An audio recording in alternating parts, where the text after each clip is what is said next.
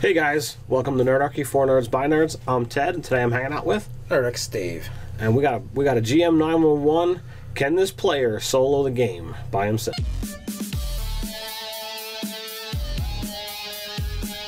If you have a GM 911 or even a viewer suggestion, you can send it to nerdarchy@gmail.com or head over to our forums and post it there. So we've got a player who, despite having great charisma, mechanically well built, he's able to do more than he actually does, and over the course of 10 levels has even stepped out of the face character at times to give everybody at the table an equal shot. Right. Well, the DM says that in a recent encounter, the power level of this particular character and his build really shined, and now the other players at the table are thinking that this guy is too powerful and that he could handle the game himself. And the DM's like, well, what do I do? Do I force him to play a new character, or how do I handle it? Alright, so I just don't get this, because my play experience is not borne this out. He's a Dragon Sorcerer 4, Tome Lock 4, College of Lore Bard 2. Technically, he's not even a College of Lore Bard yet. He's not high enough level to be a College of anything, right? I keep hearing multiclassing is powerful and it's OP and blah, blah, blah. It's bullshit. It's not, because let's dissect this character, right? He's got eight spellcasting levels, right? You have to take 2 levels of Warlock and just set it aside. If you have a straight caster in your group, they're a 10th level caster, and they are casting 5th level spells. He cannot cast. He cannot cast. He doesn't have a 5th level slot yet, for one. He has a 4th level slot, and he doesn't have access to 4th level spells. He doesn't have access to anything higher than 2nd level spells. Yes. The best he is casting is his cantrips, because the cantrip scale. Yeah, so they're actually better now because they're 10th level. So, and also being with his spellcasting, with all of his spellcasting classes, they all have spells known. So he doesn't even have versatility with his spells. He's going to have a bunch of low-level spells to access. He's not going to have very many spells from being a warlock, because yes, they refresh after a short rest, but it depends on how many short rests you're having. That they're only going to be a certain level. Oh, you know what? I totally screwed that up. He's only a 6th level caster. Okay. He's not even, and that's over the 2 classes. Warlock is going to be separate. Yes, those levels come out there. Right. So he's got 4 levels of Warlock. Right. So with a 6th level caster, that's even less options. Yeah. So my point stands. I don't understand how this character is coming across so powerful. He's gonna have a ton of cantrips to use. Well, what does it say here for his major focuses are in Blast and the Metamagic with Hex and Dissonant Whispers. So he's got 4 sorcery points as a 4th level sorcerer. Right. So they're only going to go so far, or you have to start swapping out spells. Right. Again, you only have so many spells, and 2nd level is the highest, so you're only going to get so many sorcery points for those. Or you can swap your sorcery points for more spell slots for more casting. I don't know. Maybe he's twinning, but Eldritch Blast and Hexes is kind of his thing. So that's not an effective combination, because you can't. It's not like you can twin. You can't twin Eldritch Blast because it's a multi-shot. Correct. Thing. So you can't even do that. But he could twin Hex and then Eldritch Blast both those targets. He could, but that is far less effective in combat than just Eldritch Blasting twice. No, it's not so much that. It's far less effective than focus fire on one target. Because anytime you attack multiple targets, and it's not just a straight up area effect spell, you're reducing all of their hit points. But because of the way D&D works and other games like this, it doesn't matter. They're at full strength until they're dead. You haven't diminished them against you at all. Right. So you attack 2 opponents, but they're 2 opponents that are going to attack you. By focus fire, you could possibly drop 1 opponent and have less attacks coming at you. Correct. So it's not really a great. It's not really a great way of doing things. So part of me begs the question: What are the other players doing? What are the other players, and what type of adversaries is the GM throwing at them? Now, sadly, we don't have those answers here. Yeah. But I've played multi-class characters, and I enjoy the way some things mesh together. And it is possible, like at low levels, if you're splitting, you do tend to suffer a little bit. About mid-game, you can see the versatility offering a major advantage. But late game, you are at such a deficit that my spellcaster, who was multi-classed, was significantly less powerful than the straight wizard that joined the party. Yeah, I mean, we've discussed this time and time again. Like, even in this example, if they have any spellcasters that are straight spellcasters and have not multi-class, they should probably be outshining this guy. In whatever area, like even a cleric at 5th level can flame strike. So what? Where did this GM101 come from? Oh, this one's over on Facebook. Okay, so I don't have the thing, but so to offer to the GM, what can you do? I would sit down with each of your players and make sure that they're playing their characters to their utmost.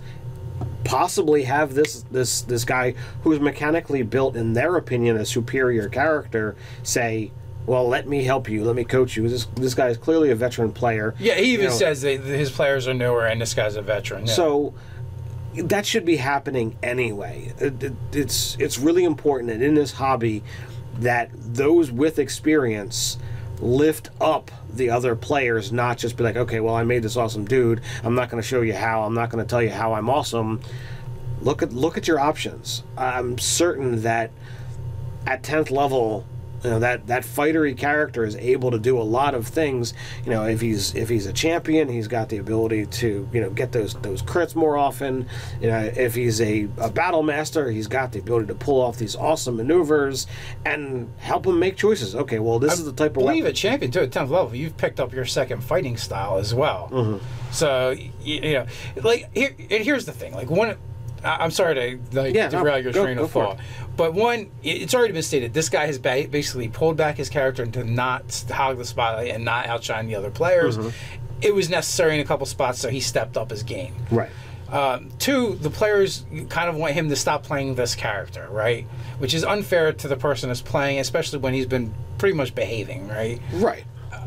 3, here's the other problem.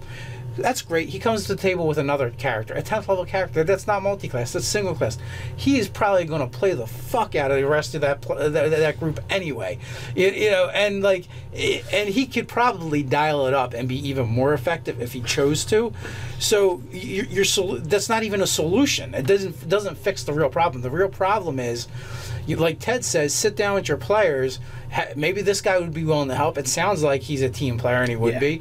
And analyze each of the characters in front of them. If he's the type of person that is pulling back from face to allow everybody to have their own time in the spotlight, I have to think he's the type of player that outside the table is going to be just as willing to give the other people their due. So, yeah, sit down as a group an hour before you're supposed to start. Or take the time and say, okay, all right, what are we doing? What are you not doing? Or how can we make this character better than what he is without making any changes? Because every character combination has the ability to shine and perform, because that's the way 5th edition is built. Yeah, there's positives and negatives to each of the classes, each of the races, to all the combinations. And again, too, like, you have to instill it. The game's about the story, is telling a story as well. It's not just about combat and mechanical advantages. Like, the DM, like, for his part, did point out, look, there's all these instances where this character can't actually do anything. He's not a stealth character. He can't heal. he's not doing that stuff. I mean, as a second level bard, he can take healing now, and he's not going to be that great at it anyway. Well, I mean, he would have access to cure wounds. He'd have access to the spell slots. Yes. So I mean, he's got the ability to really take care of that if need be. Well, third level slots. In comparison, Yeah, yes. I mean, in relation to a cleric at the table, he's not going to perform as well. But do they have a cleric in the group? Are they a bunch of fighters and thieves and this one spellcaster? I mean, did he take levels of bard just to be able to cover the cleric angle of things and be able to nitpick the other abilities? Right, and also go playing to the things that we don't understand. Like, the other thing is, you want to shut this character down? Put him against an enemy spellcaster with counterspell. I love counterspell. Reaction, boom. You're not casting spells this round. And, that's outside of anything else. Yeah, anything else that spellcaster does. Right. Or if there's multiple spellcasters, they could literally shut this character down every round. Yes.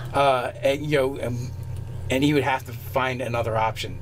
And he's not high enough level to even force a check. Correct. Because he's not doing anything higher than third level. Yes. So, like, this guy could literally be like, all right, I'm just going to blast cantrips, and I'm going to counter everything you do. Now, granted, it would... It's a dick move. No, it's not, because it requires spell slots to keep doing that. And, true, but... Cantrip does not. So, eventually, the caster would run out of spell slots. So, it would shut that... Like, it would shut down his spell slots, and even still, that player would be performing a useful service, but it would be a way to illustrate that this character is not as powerful as you think. Right. Well, what I'm saying, it's a dick move to show that it can be done, and that would be an encounter designed to target that particular character or any spellcaster. Well, true. Now, if you say, all right, they're a 10th level party, they can handle a challenge 13. I think that's approximately where the Archmage comes in. The Archmage NPC that's in the back of the monster manual. Yeah, it's CR12. 12. Okay, my apologies. So like he's got a lot of spell slots. So if he's like, I'm gonna nickel and dime you. He could do that for quite a few rounds. He could nickel and dime you with cantrips and low level spells, while he's using his more powerful spell slots just to shut this guy down, and it would prove a point to the players that, okay, this is something that can be done, and it would allow them to shine. Now, if you play up the story angle of it, that this particular character has incurred this guy's wrath, and he's coming in to... No, you do, right? Here's what you do, and this would be fun for you as the GM, I think, and for the party. Right, so you blow out of proportions the whole this character's renown, right? And so the Archmage has heard of him, right? And he's come gunning for him, and you got to give him like a wave of minion monsters like orcs or something, right? Throw it out there in front to mess with the rest of the party. And basically, he does do that. He hangs in the back, and he just shuts down spell after spell while spamming his cantrips, first and second level spells on the party. But that being said, this is a veteran player. He seems to be creative, and it'd be cool to see what he comes up with to do it. And obviously, you can't do this all the time. One encounter, I think it's fine. It would be kind of cool to do this whole showdown almost thing, like Wild Wild West style. Like, he's heard of you. This town ain't big enough for the both of us, and really play on what the other players have been saying. Right. And you'll see that it's just not going to hold up. Right. And then at the same time you flood the battlefield with monsters that are really inconsequential. Things that are like XP 10, 25, 50. So the CRs from 1 and under, from 0 to 1, yeah, 1 or under, exactly like you said. Just to tie up the other players and show. And they're gonna mow through as being fighters and rogues and whatever they are. That are they're just gonna clear through this wave. And if they start making progress and your point hasn't come across, feel free to bring in wave number 2. A portal opens and out floods more, and have him do it as I interacted with my ring, and it's a free action to send in the second wave. remember, as a GM, you don't have to follow the standard rules that players do. If you want to bring more monsters in, you don't need this guy casts a spell to make it happen. Right, they can just come in for whatever reason. That could be part of the adventure. Yeah. You could have the Warlock Bard Dragon Sorcerer kind of get slapped down, and these guys get to be the heroes. And these guys get to be the heroes, or the Archmage kind of just leaves and is like, these stories were greatly exaggerated. I'm so disappointed. Yeah, he just teleports away and then just leaves. Yeah, let them fight away and. Now, now this being said, you have to gauge your player and make sure you're not going to piss off this player and that he's going to be a good sport with it. Right. Obviously you don't want any lasting effects to happen. Perhaps you give him some role-playing things that kind of bite into with, like, now he's this animosity towards this character, and he has his own villain that now he's gunning for. Mm-hmm. You want to do it in a way that's going to uplift your table too. You don't want to just beat down one player. You might even be like, hey, I got this idea to illustrate these things, and discuss it with him and see if he would be a good sport with it, or if he's going to get angry about it. Right. Or feel like you're picking on him. Something tells me that this veteran player is a really good guy, and if you approach him and say, "Hey, look, the table's upset about this. This is how we're gonna fix the problem." Yeah, I would like to illustrate some things, at your expense. for one, we're going to talk to these new players and find a way to lift them up, and then mechanically in the game, I'm gonna put forth this adventure. You're gonna suck. You're not gonna enjoy this encounter.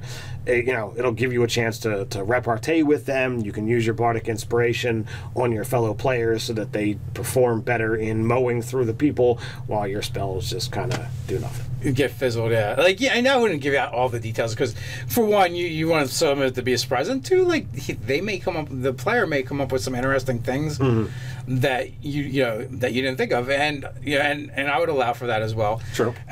But and it depends on what his selection of metamagics are. Mm-hmm. So there is also the possibility that he has he's able to cast some spells as bonus actions or reactions of his own, right.